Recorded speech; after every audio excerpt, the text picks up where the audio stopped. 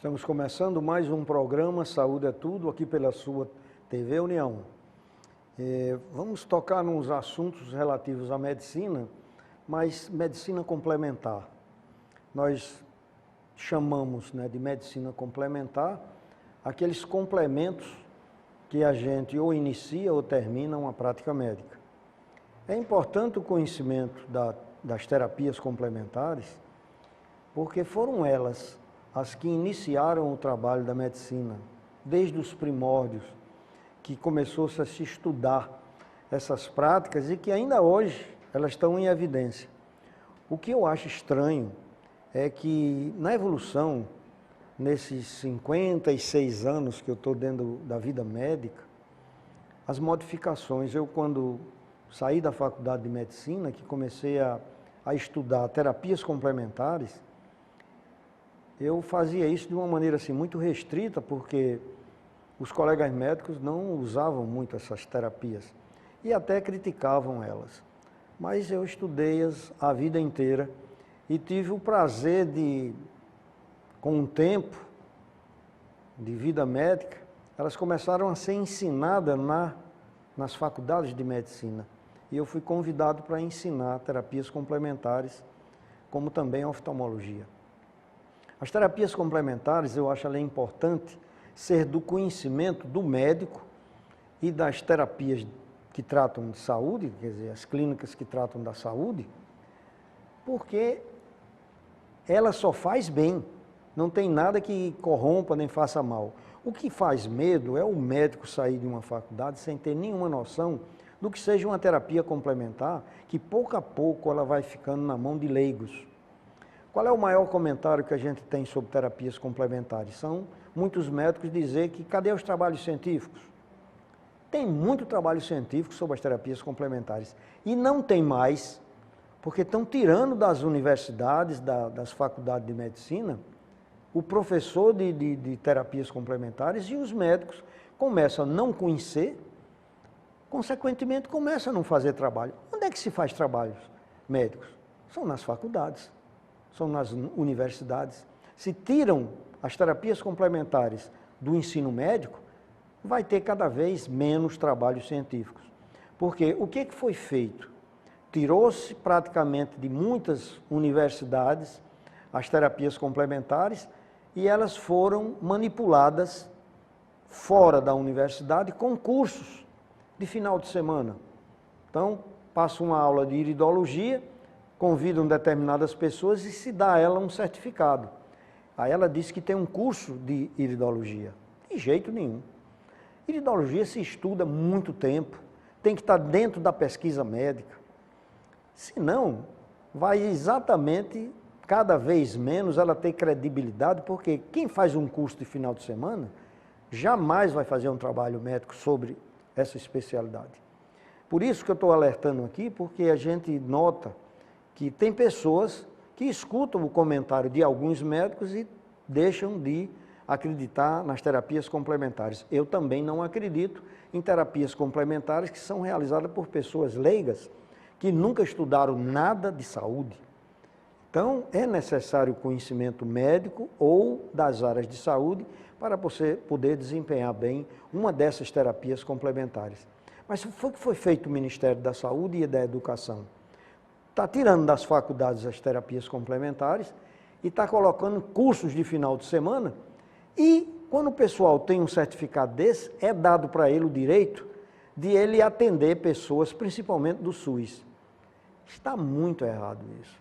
Dá a impressão que está melhorando muito o atendimento, não é verdade. Está piorando muito o atendimento, porque está sendo feito uma coisa enganando ao povo. Porque não é normal uma pessoa olhar uma íris, ou fazer uma acupuntura, ou prescrever uma homeopatia, sem ter conhecimento. Faz muito mais mal do que bem. Portanto, hoje o nosso papo aqui é mais ou menos relativo a isso, sabe? Mostrar a vocês o que é uma terapia complementar e que ela é um assunto médico que essas terapias foram as precursoras da medicina, da universidade que nós temos hoje e os conhecimentos médicos que nós temos hoje.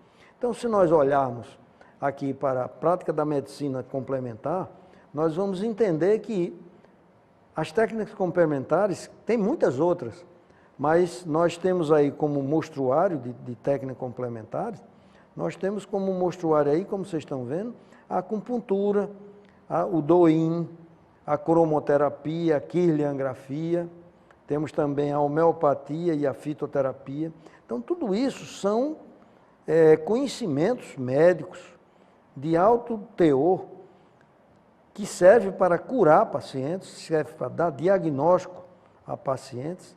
Então, por exemplo, nós temos aqui nesse esquema a acupuntura. Não venha me dizer que ninguém, num final de semana, tem um curso de acupuntura e vai fazer isso para melhorar a saúde de alguém. De jeito nenhum.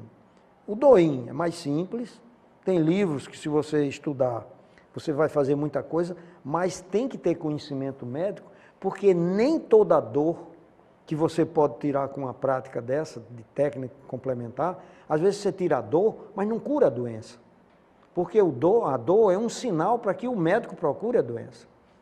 Temos coisas maravilhosas em relação à cromoterapia, sobre a quirliangrafia, sobre a iridologia, sobre a homeopatia, sobre a fitoterapia e sobre a yoga.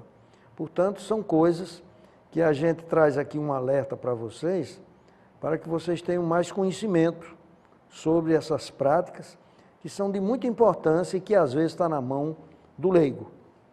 Então, nós temos aí a acupuntura, o Doin, a cromoterapia, a quirliangrafia, a iridologia, a homeopatia, a fitoterapia e a yoga.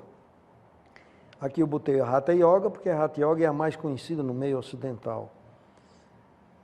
Então, foi utilizada a ressonância magnética, que é um trabalho médico, e que ficou comprovado a ativação de áreas cerebrais pela prática da meditação. Então, todo mundo já ouviu falar hoje em dia que a meditação, que é realizada principalmente na yoga, ela tem uma importância muito grande porque ela trabalha áreas cerebrais que foram comprovadas através da ressonância magnética. Então, o córtex pré-frontal, o córtex parietal, o hipocampo, o lobo temporal, o córtex cingulado anterior, a área estriada, os giros pré e pós-central. São áreas cerebrais de muita importância, fazendo parte da região límbica, que tem a ver, como nós estamos vendo aqui no mapa, tem muito a ver com o pensamento, com o sentimento, com a ação, com a memória.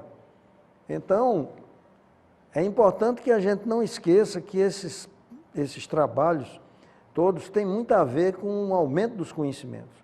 Então, por exemplo, nós temos aí áreas de conhecimento, aqui, por exemplo, no cérebro, a área da sensação gustativa, né? Temos o lóbulo frontal, temos os cérgicos, temos os tratos, o lobo parietal, aqui na parte mais posterior, onde está localizada a visão.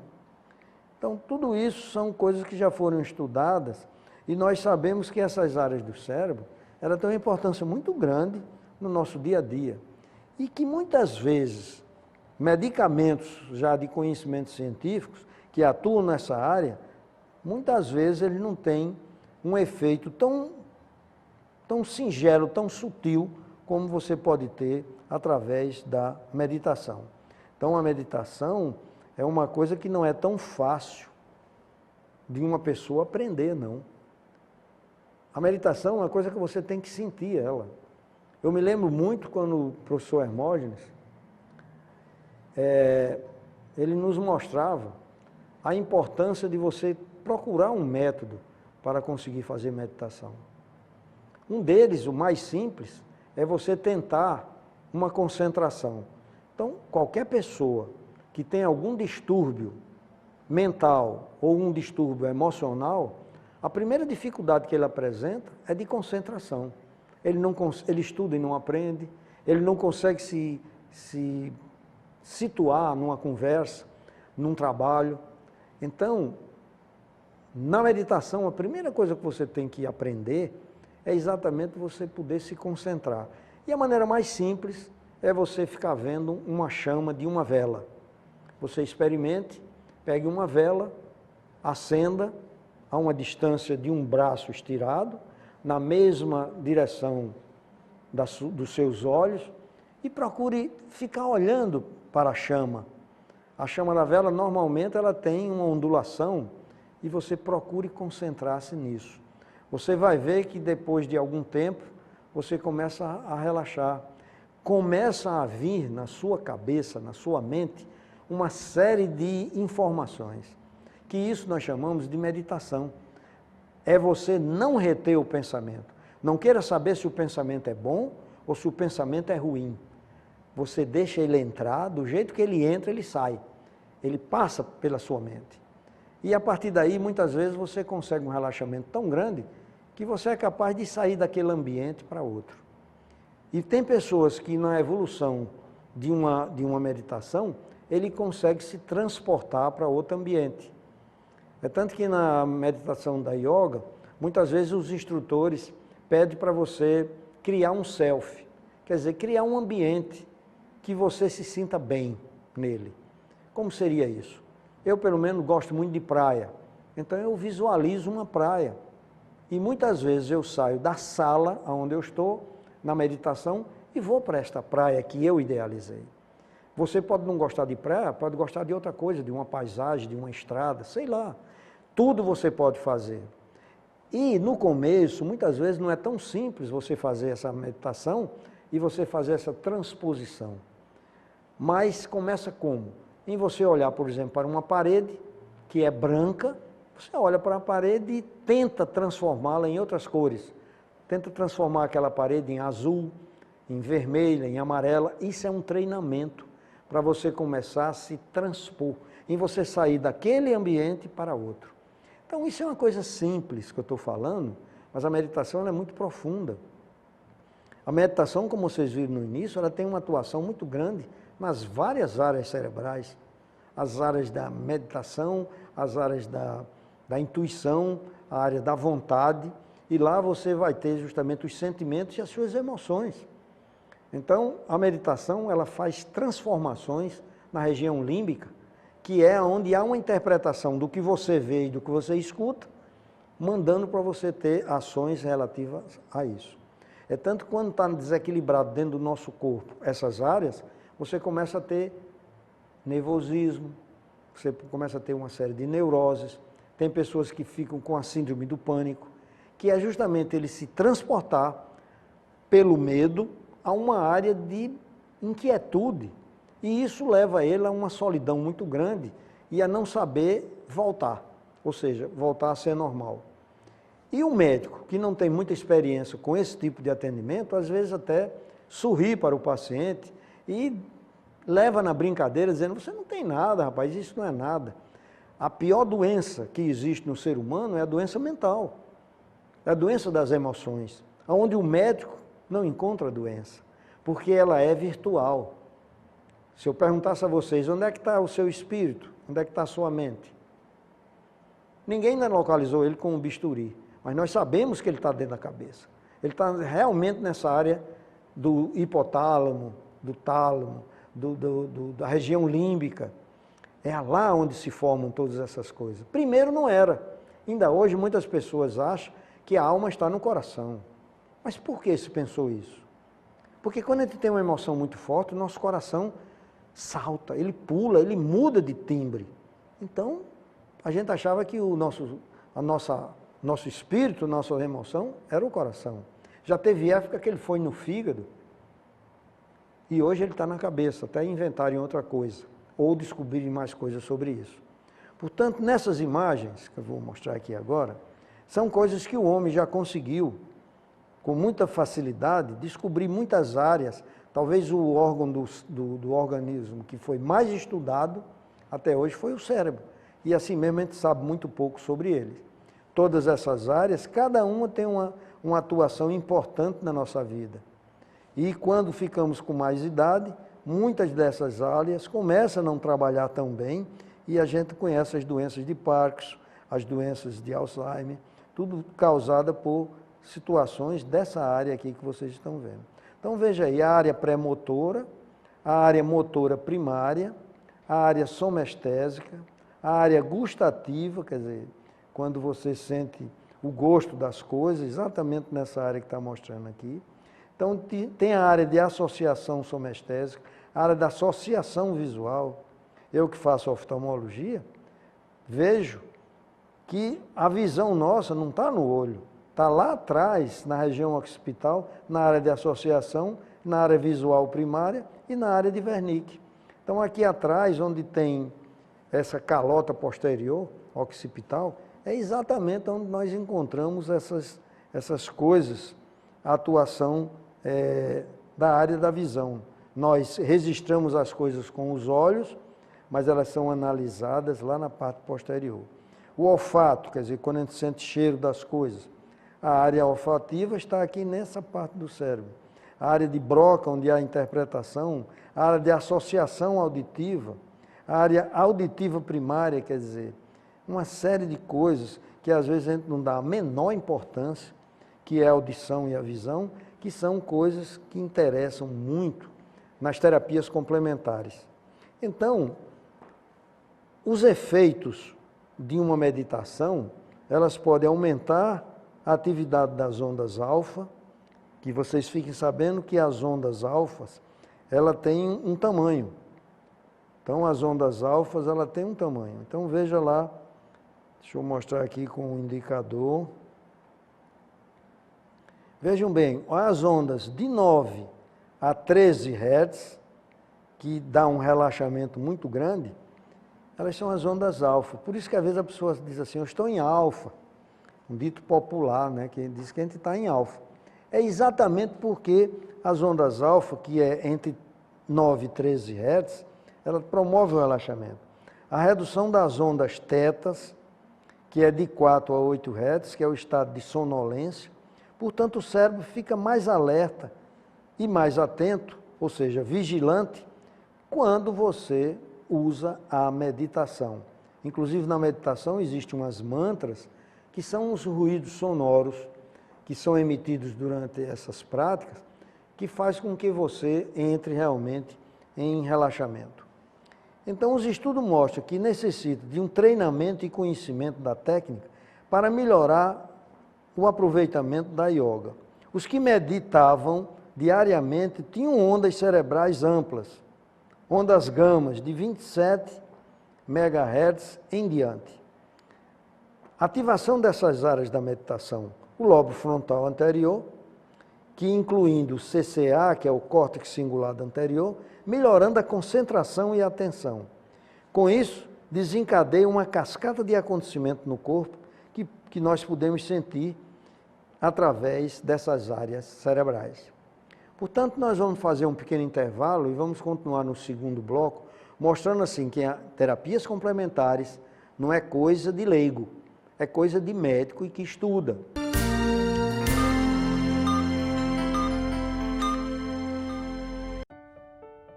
A minha história com Varela Santiago é uma história de superação. Saiu o diagnóstico de Lawane Rebeca, que foi quem iniciou o início, né, o tratamento foi ela. Correu tudo bem, mas só que com 6 meses, a irmã dela, Luane Raquel, que é gêmeas, também apareceu os mesmos sintomas. Mas o futuro que eu vejo para elas é que daqui para frente elas estejam ali também naquele lugar cuidando de crianças. Canindé Soares, Imagens Aéreas. 4 décadas de experiência em aviões, helicópteros e drone. Profissionalismo em primeiro lugar. Se o foco é qualidade, Canindé Soares é a solução. Conteúdo no youtube.com/Canindé Soares Natal. youtube.com/Canindé Soares Natal.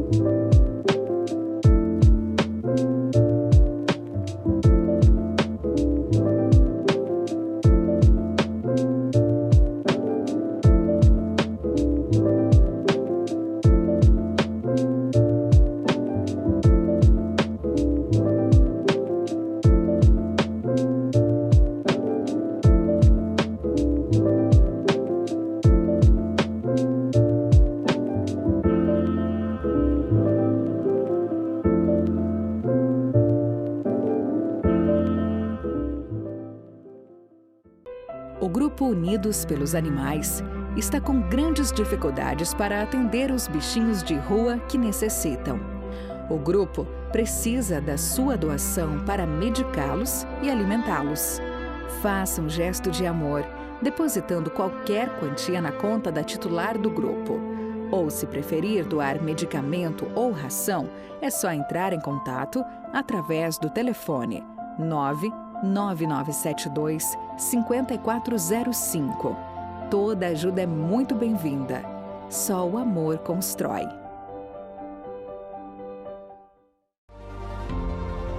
Não vamos encarar o isolamento social neste período como uma coisa ruim. Vamos aproveitar esse período para destilar amor aos nossos e ao próximo. TV União. Unidos somos mais fortes.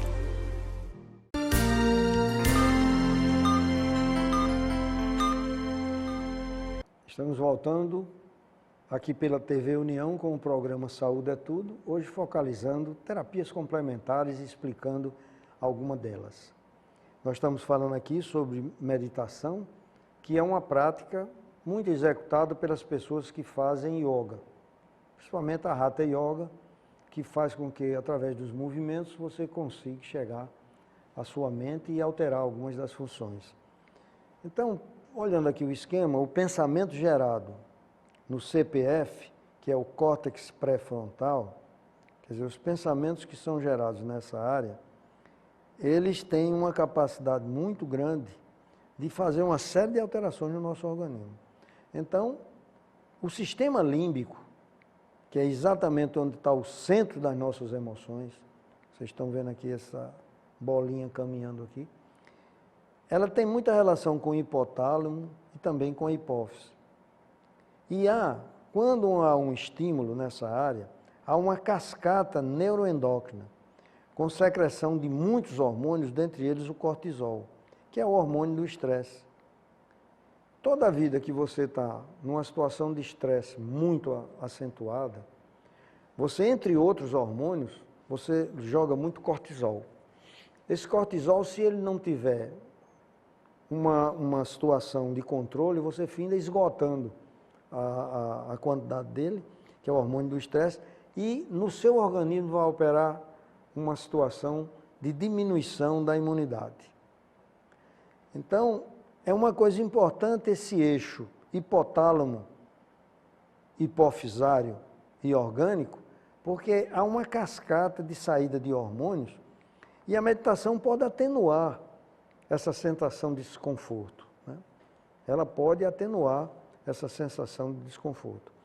Há uma redução dos níveis plasmáticos do ACTH, que é o hormônio precursor do cortisol, do TSH, que é o hormônio estimulador da tireoide, e o próprio cortisol, que é o hormônio do estresse, pela síntese de hormônios como os neurotransmissores. Todo mundo já ouviu falar de neurotransmissor. Então, os neurotransmissores são muitos. Aqui nós vamos falar de alguns somente, como, por exemplo, o GABA, que tem um efeito inibitório da ansiedade. Temos a dopamina, que tem a sensação de satisfação. Temos a serotonina, que está ligada ao afeto positivo. Temos as endorfinas, reduzindo o medo e a dor e dando alegria e bem-estar. Acetilcolina, que aumenta a atenção nos lobos frontais. Esses neurotransmissores, eles têm que ter estímulo para que eles saiam. Então, nós ouvimos falar muito em dopamina. Então, dopamina é uma coisa que acontece muito, e o pessoal já generalizou a coisa, como sendo o hormônio do prazer. Por exemplo, se você tem um colóquio amoroso, se você está sentindo um prazer nas emoções, no amor, você libera muita endorfina. Mas tanto as endorfinas como as dopaminas, elas têm receptores dentro do cérebro. E quando você estimula esses receptores, são liberados enzimas. E aí onde está o perigo, porque dopamina e endorfina, elas, se forem muito estimuladas, elas ficam querendo cada vez mais. Então ninguém nunca dá esse exemplo que eu vou dar aqui, mas o jogador de baralho. Quantas famílias se sentem perturbadas porque tem uma pessoa em casa que é viciado no baralho? Como é que uma pessoa se vicia no baralho? Claro, o baralho ele libera endorfina, ele libera dopamina. Então o camarada joga uma partida, quer outra, e às vezes aquilo vai dominando ele de uma maneira que ele não se conforma muitas vezes com 1 hora, 2, e sim dias às vezes seguidos, sem haver repouso, sem alimentação, porque ele é igual a qualquer uma droga. Tudo que você sente em demasia cria uma condição sua de dependência. Eu dei um exemplo do baralho, tem outro exemplo também bem simples, que ninguém se preocupa, que é o chocolate. Se você comer 3 dias seguidos de chocolate, no 4º dia, naquela hora você sente vontade de comer de novo. Isso acontece com outras coisas, principalmente com as drogas. Então, as pessoas que experimentam a primeira vez uma droga tipo morfina, ele vai ficar encantado. Mas ele tomou 5 gramas. No outro dia, se ele tomar 5, não é tanto, ele tem que tomar 6, 7 e assim vai. Daqui a pouco ele toma 25 gramas e ainda está pedindo mais. E tem os efeitos colaterais. Por quê? Porque ele aumenta o número de receptores e aumenta o número de enzimas transportadoras.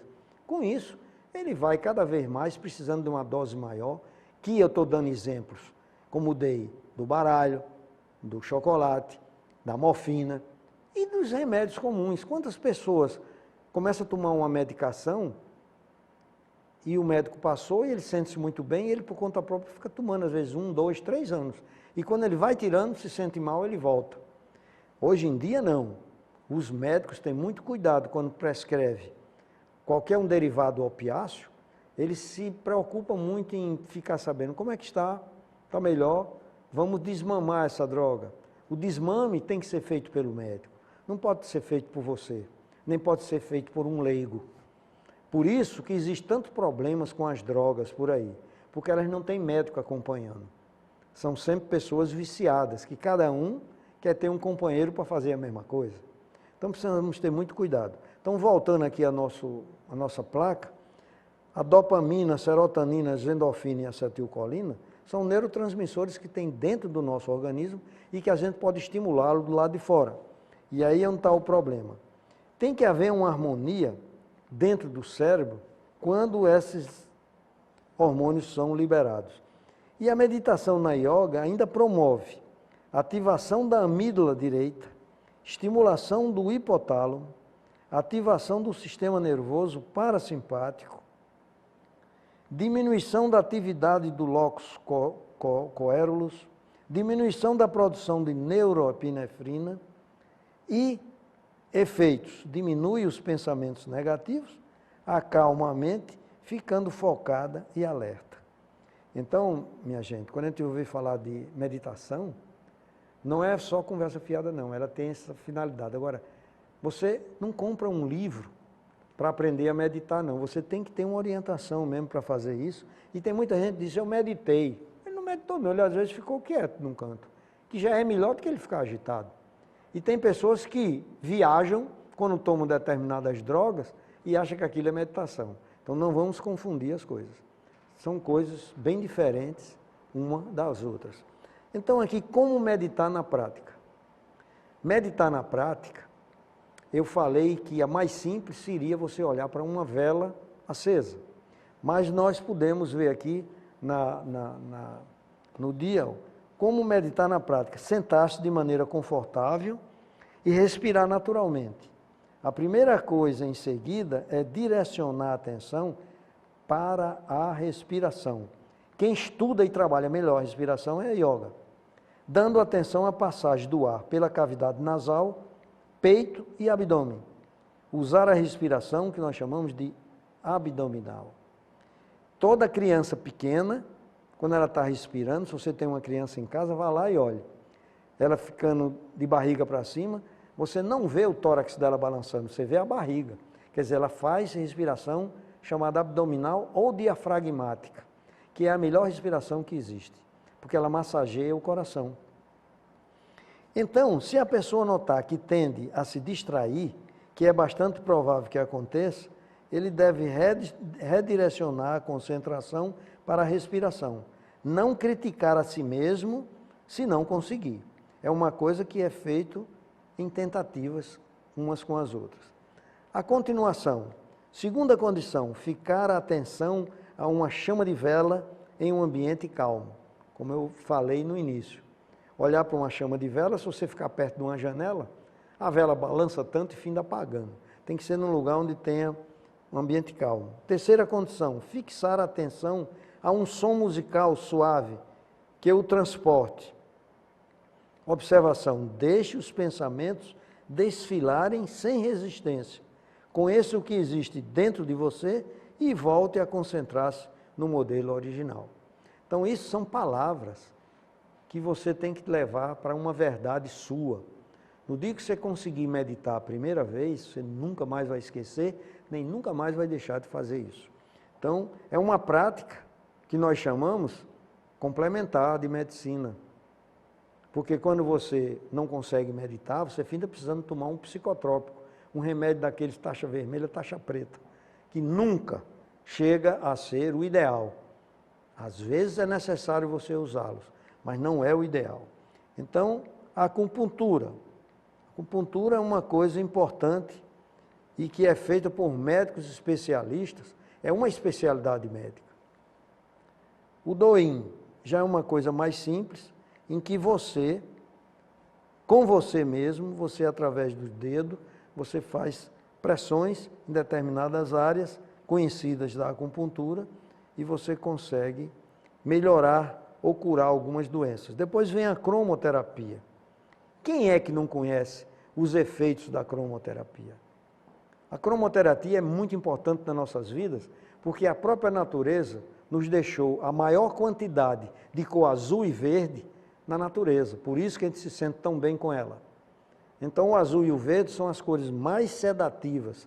O vermelho é estimulante, o amarelo e o azul croma, ele é cicatrizante. Por isso que a pedra da medicina é a esmeralda, que é a verde, e o médico usa sempre nas salas de cirurgia ou o azul ou o verde, que é a sua indumentária para ele operar. Jamais você vai encontrar um médico com uma bata vermelha. Vermelha é lugar onde você quer se excitar. Você encontra muito isso nas festas, nas boates.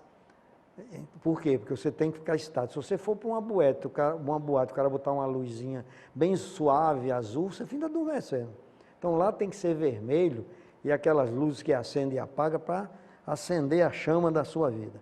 Kirliangrafia é outra terapia complementar que às vezes está na mão do leigo, mas que deveria estar na mão do médico ou de quem trabalha com a saúde, porque nela você registra exatamente a energia do seu corpo e usando a acupuntura associada à kirliangrafia, você localiza lugares onde a energia não está funcionando devidamente, onde você pode encontrar alterações muito grandes na sua energia.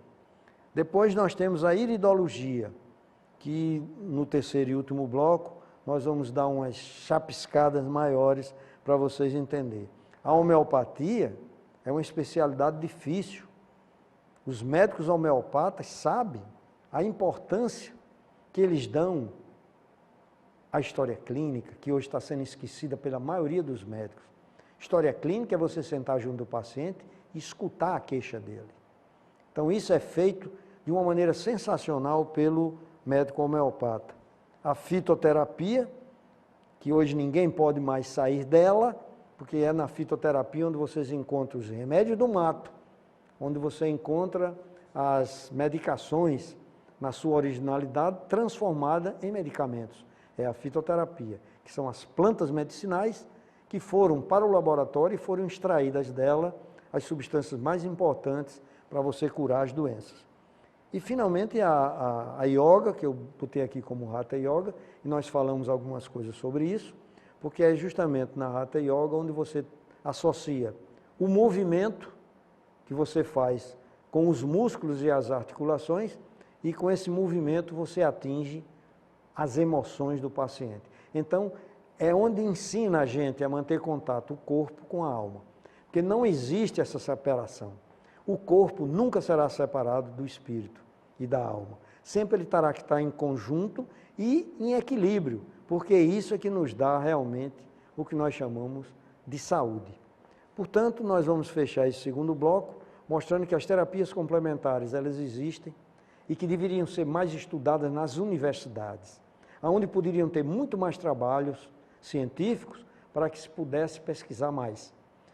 Vamos fazer o intervalo e no terceiro e último bloco vamos dar detalhes sobre uma ciência médica chamada iridologia.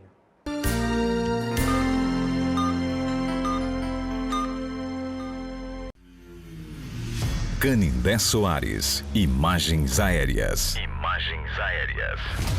4 décadas de experiência em aviões, helicópteros e drone. Profissionalismo em primeiro lugar. Se o foco é qualidade, Canindé Soares é a solução. Conteúdo no youtube.com/Canindé Soares Natal. youtube.com/Canindé Soares Natal.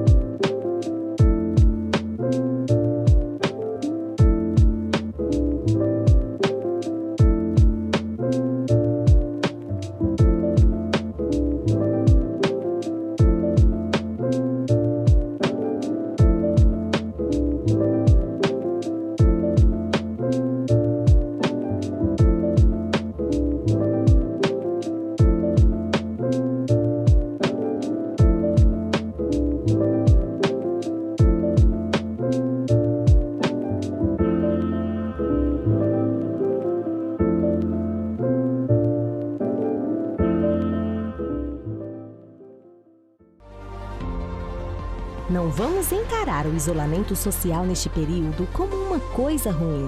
Vamos aproveitar esse período para destilar amor aos nossos e ao próximo. TV União. Unidos somos mais fortes. O Grupo Unidos pelos Animais está com grandes dificuldades para atender os bichinhos de rua que necessitam. O grupo precisa da sua doação para medicá-los e alimentá-los. Faça um gesto de amor, depositando qualquer quantia na conta da titular do grupo. Ou, se preferir doar medicamento ou ração, é só entrar em contato através do telefone 99972 5405. Toda ajuda é muito bem-vinda. Só o amor constrói.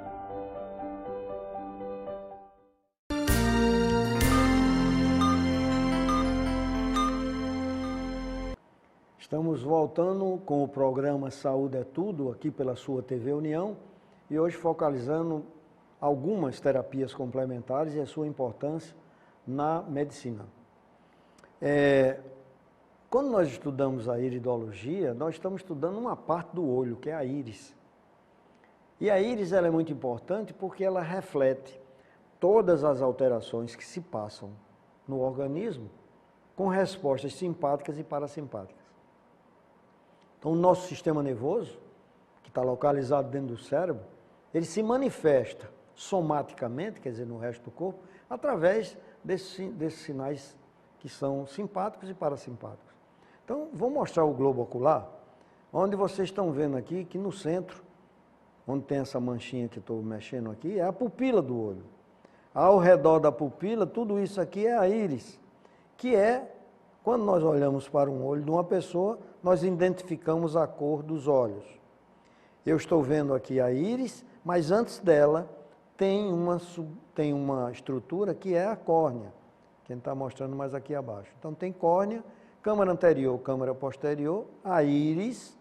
Por trás da íris nós temos o cristalino, que é aquela parte do olho que quando a gente envelhece, ela fica mais esbranquiçada e a gente tem que fazer a cirurgia da catarata. Então aqui é o cristalino. E aqui dentro nós temos a retina, no meio a coroide e por fora o branco do olho, que é a esclera. Então, Na íris, que é esse local aqui, é onde nós estudamos essas coisas da iridologia. Então, a iridologia, ela tem a ver com o sistema nervoso visceral, aferente e eferente, e o sistema nervoso autônomo, que é exatamente o simpático e o parasimpático.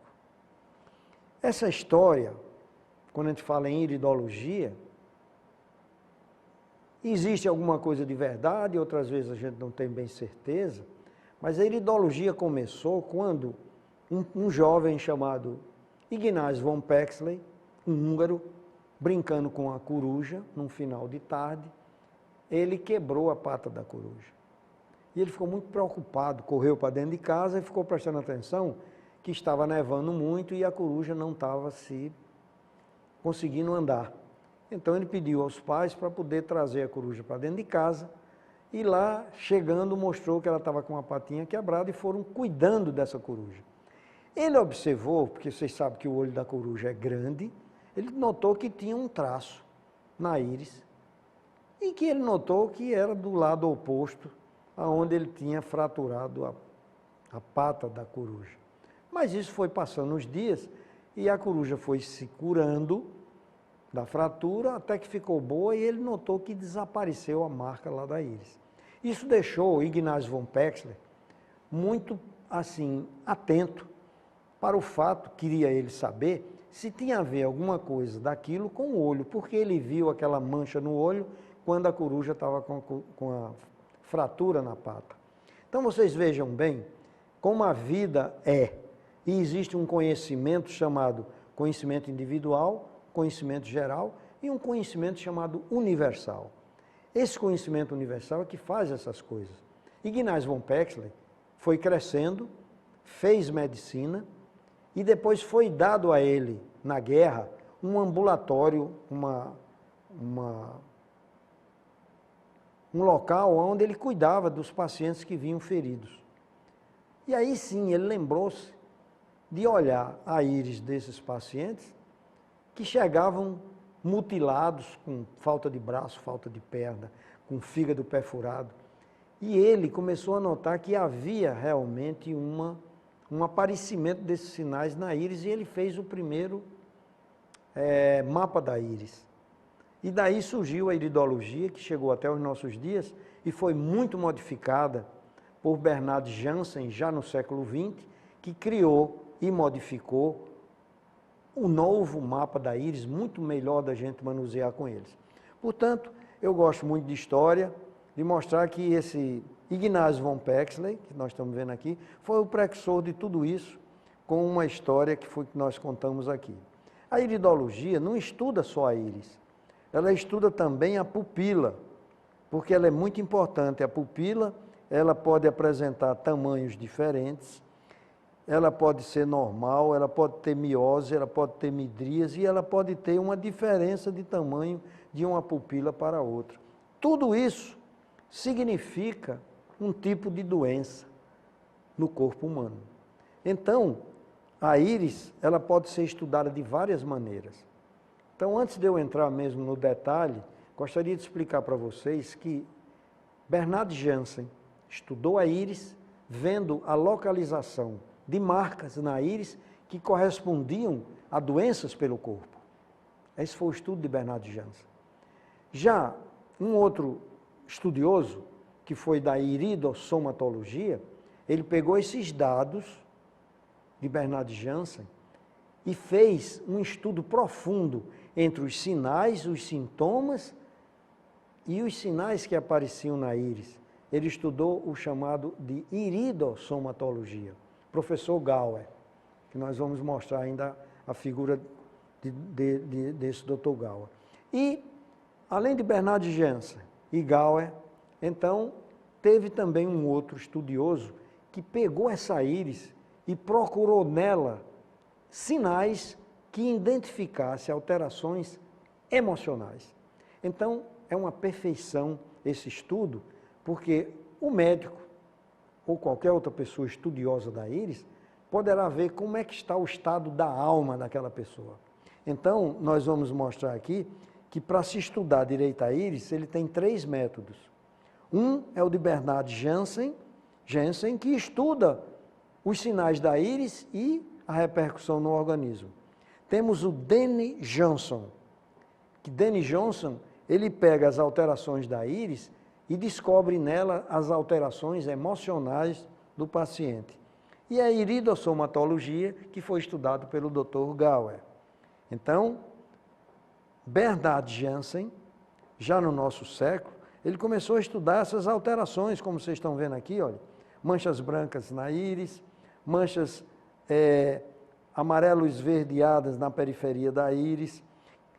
Bernard Jensen, ele fez um mapa iridológico com representação de todos os órgãos e suas alterações nas diferentes doenças. Então, ele mostrou várias íris e mostrou a correlação dessa íris com os sintomas que o paciente tinha dentro do organismo. Então, ele estudou uma medicina, ele que era psicólogo, ele estudou as alterações e fez relacionamento delas com as doenças. Por exemplo, nessa figura que vocês estão vendo aí. No centro, a pupila, que tem uma marca do flash, não é nada demais, mas essa marca que tem ao redor, que vocês estão vendo aí, que eu estou arrodeando ela, essa área aqui corresponde, no modelo de Bernard Jensen, corresponde à área do estômago. Então, Bernard Jensen, quando vê um paciente que nessa área aí, que é do estômago, ela está muito forte, com coloração muito forte, ele tem certeza que esse paciente tem algum problema de estômago, ou de acidez ou de alcalinidade, dando as doenças tão conhecidas que a gente tem, como paciente que tem acidez, que tem úlcera, que tem gastrite. Ele estuda, como eu falei, essas alterações na íris que corresponde no mapa a outros problemas de saúde. E aqui é uma coisa só para vocês entenderem como é diferente um olho humano de um olho de um animal. O olho humano, ele é cheio de alterações. O animal, pouquíssimas alterações, existe uma coloração quase que uniforme nos animais. Por quê? Porque os animais, eles se alimentam bem. O homem se alimenta muito mal. Ainda hoje, o homem se alimenta muito mal, apesar de tantos conhecimentos, de tanta literatura, mas ele se alimenta mal. E hoje em dia ele sabe até quais são os bons alimentos, mas infelizmente os alimentos vêm contaminados com agrotóxico, vêm com situações de melhora dele geneticamente, então ele está com problemas que gera problema de saúde. Alguém que está assistindo o programa vai olhar aqui esse olho e vai dizer, mas meu gato ou meu cachorro, ele tem marcas na íris. E você está certa. Se seu gato ou seu cachorro, ele tem manchas na íris, é porque você não está dando a alimentação correta para ele. Você está dando o resto de alimentos, que você come feijão, arroz, batata. Quando o osso come carne, o animal, o cachorro, o cão, ele come carne e osso. Então, quando a gente muda muito a condição do animal, ele começa a apresentar os problemas que o ser humano também tem. Isso mostrando que a íris ela é muito perfeita nas informações. Então, como nós vemos aí, tem muitas alterações que Bernard Jensen valorizou. Manchas brancas na íris, como vocês estão vendo aí, significa inflamação. Manchas escuras significa degeneração. Manchas na periferia significa alterações no sistema linfático. Quando vocês olharem uma íris e ela tiver essas marcas solares, como se fossem raios, significa que o paciente está intoxicado. Então, é um mundo de informações que nós temos através de Bernard Jensen, quando ele estudou a íris tendo relação com as doenças do organismo. Então, ele estudou muita coisa, como vocês estão notando aí, que a periferia dessa íris é muito escura. Então, essa área aqui corresponde à área vascular periférica cerebral. Então, os capilares cerebrais, quando eles estão muito estreitados ou com arteriosclerose, você nota essa marca negra na periferia da íris. Então, são informações muito boas. Aí, vocês estão vendo um rosário linfático. ou seja, uma série de pontos na periferia amarelados. Isso aqui são pacientes que, por qualquer motivo, ou alimentação, ou falta de estrutura, ou falta de vitamina ou sais minerais, ele está apresentando uma alteração na sua região ou no seu sistema linfático. Então, o sistema linfático, que é o nosso sistema de defesa, muitas vezes ele está alterado porque o paciente está com problemas nas suas defesas. Isso Bernard Jansen estudou muito bem quando fez o mapa iridológico representando em cada lugar um órgão diferente no corpo. Os dois mapas e o que nós podemos estudar na íris, que é uma infinidade de coisas que nós podemos estudar. Então, vocês vejam que nós vimos Bernard Jansen, vamos ver agora a iridossomatologia e logo depois Denis Johnson mostrando mais a parte emocional no estudo da íris. Então, a iridossomatologia, Arnaldo Valentim Gauer, foi o homem que mais estudou a iridossomatologia. Eu tive o prazer de ter aula com esse senhor, que até pouco tempo esteve entre nós. Ele passou muitos conhecimentos de íris para o médico. Mas, ultimamente, Denis Johnson, no modelo Reid de iridologia, ele deu uma estudada profunda, esse Denis Johnson, na transformação das coisas que ele viu na íris, transformada exatamente em patologias. Veja só, existem íris do tipo joia, do tipo flor, do tipo corrente e do tipo agitador. Essas são as 3 ou 4 condições que você olha para uma íris através de Denis Johnson e vai dizer que tipo de pessoa é. Então aqui nós temos uma íris do tipo corrente. A íris apresenta traços, como vocês estão vendo aí. São traços, linhas. Já o flor, ele apresenta essa irregularidade que apresenta como uma flor na íris quando a gente olha. Vista em grande aumento, ela tem essa estrutura. E finalmente a joia, que são íris que apresentam manchas escuras, como se fossem salpicadas de manchas douradas, manchas amareladas, ou mesmo manchas cor de café com leite. Então, o agitador é quando existe uma mistura do joia com o corrente, ou do flor com o joia, ou do flor com o corrente. Então, é o tipo que ele chamou de agitador. É muito importante essas alterações para dizer justamente a personalidade das pessoas. Isso é um estudo muito interessante, porque já por muito tempo os componentes psíquicos, nós sabemos que eram justamente o id, o ego e o superego. Então essas 3 coisas que foram muito bem estudadas, na iridologia nós também estudamos a pupila. Nem toda pupila é bem redondinha e igual uma à outra. Todas essas alterações que vocês estão vendo aí, cada uma delas significa uma doença no corpo. Então tem muito que se estudar ainda na iridologia e que muitas pessoas às vezes ainda não conheceu, nem se encontrou às vezes com uma pessoa que queira estudar isso adequadamente.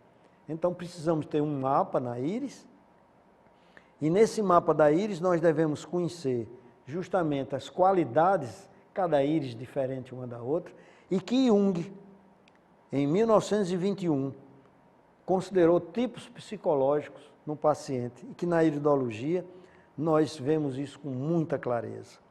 Então, existem as introversões, pacientes que são introvertidos, e existem os pacientes que estão chamados extrovertidos. Tudo isso nós podemos ver através da íris do paciente. Então, quando nós estudamos a personalidade do paciente, nós procuramos as funções que são pensamento, sentimento, intuição e sensação. E as atitudes, que é introversão e extroversão. Então veja que é um estudo profundo, o estudo da iridologia, e que muitas pessoas pouco conhecem. Então quando eu digo que um paciente é joia, tem a íris do tipo joia, nós dizemos que esse paciente é um paciente tipo mental. E olha o que é joia. É ele apresentar, olha, esses pontinhos distribuídos na íris. tem pontuações. Então, é a íris tipo joia, que tem outros exemplos.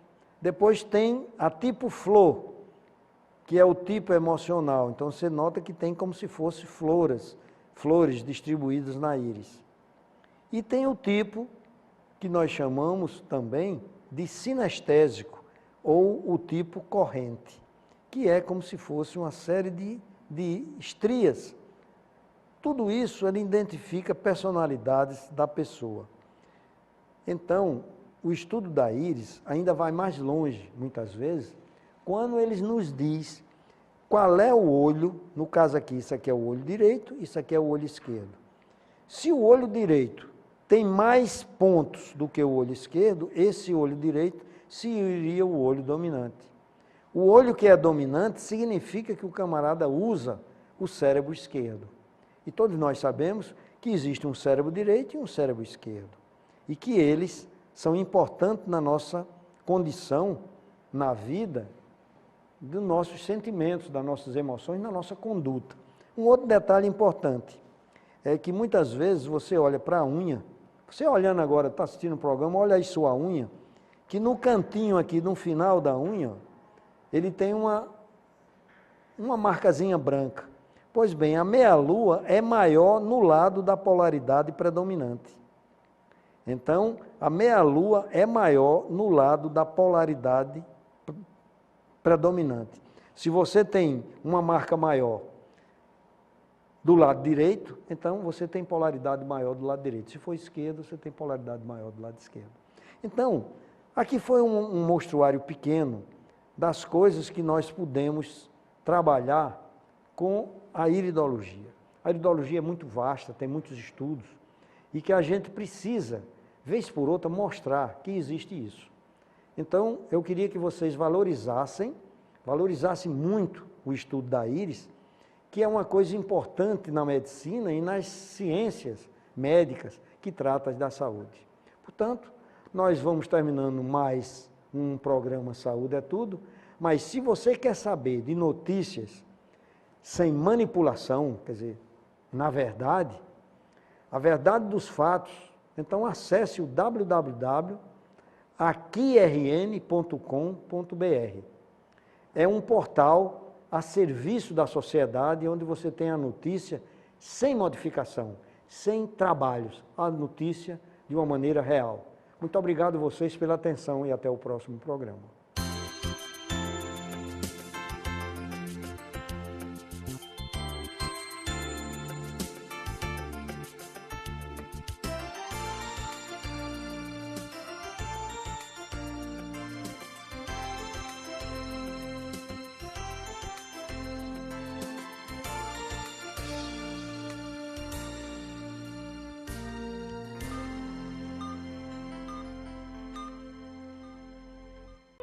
O Grupo Unidos pelos Animais está com grandes dificuldades para atender os bichinhos de rua que necessitam. O grupo precisa da sua doação para medicá-los e alimentá-los.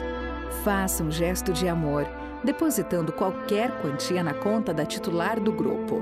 Ou, se preferir doar medicamento ou ração, é só entrar em contato através do telefone 99972-5405. Toda ajuda é muito bem-vinda. Só o amor constrói.